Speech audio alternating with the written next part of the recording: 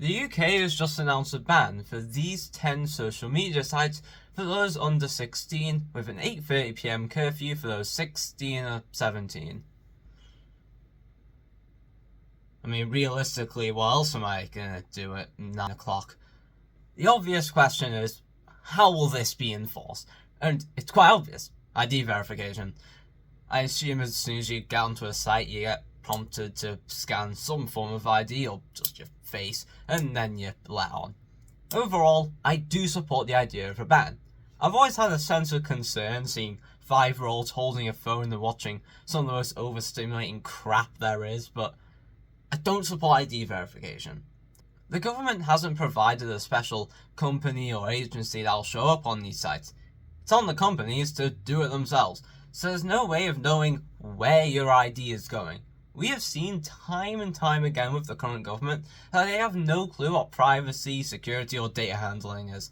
If we really want to protect the kids, why are we giving NHS data to Palantir, whose owner has pumped hundreds of millions into science denial? The people he has funded have spread numerous lies and propaganda about vaccines and science in general, and has resulted in deaths of millions of people.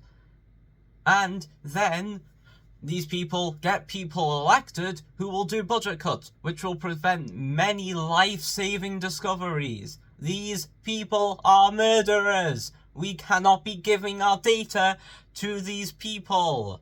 I also find it funny how the types of people lobbying the government to protect the kids are the same types of people who went on to Epstein's Island and had sex with 16-year-old girls.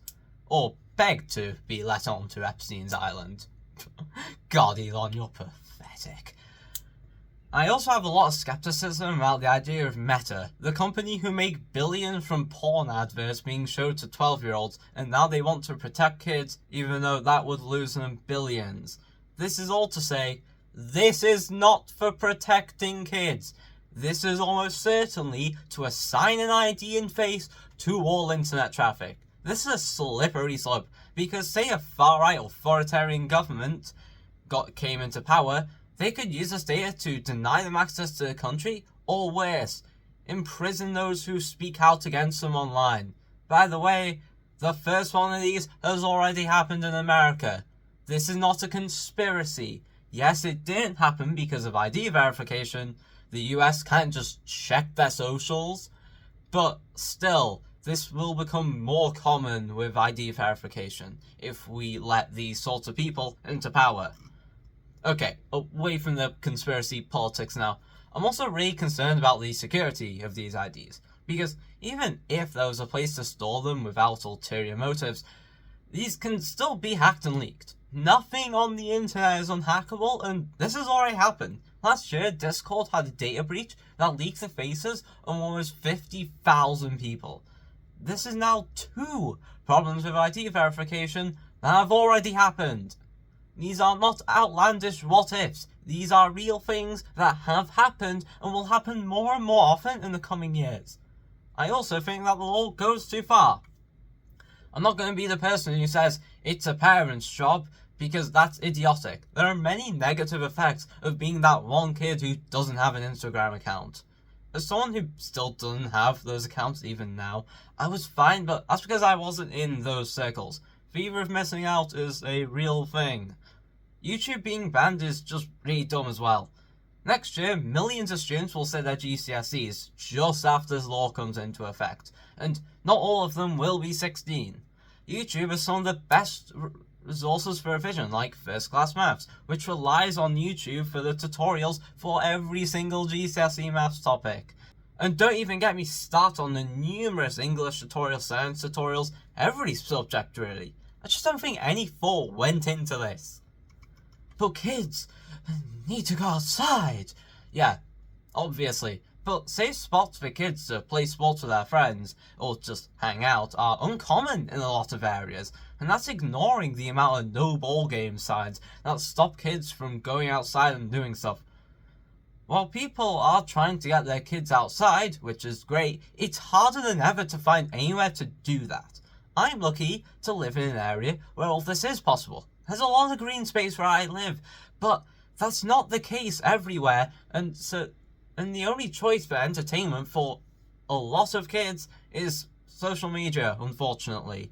Unless you want your kids to play on the road, which is a really stupid idea.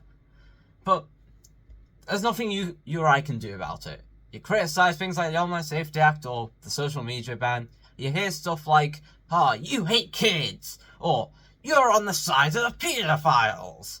The only thing we can do now is just probably don't ban VPNs, and we'll try and educate people about the dangers of ID verification. That's if they're willing to ever have a nuanced discussion. Again, I'm all for the idea of a social media ban. There just needs to be a law where it's a requirement that all IDs must be immediately deleted as soon as they're verified. But that's never going to happen because these companies have dumped billions into making sure that IDs are verified and that we have an ID assigned to every face on the internet. So that'll never pass. So we need to ban lobbying. But that also can't happen because of, well, lobbying. God, this timeline sucks. And we can't do anything about this law at all, like democratically, because this law has strong public support. The online government petition for banning social media for under 16s got 200,000 signatures nearly. That's a lot of support. And I get it. But, yeah, so, that's it. Get a VPN and stay safe out there, guys.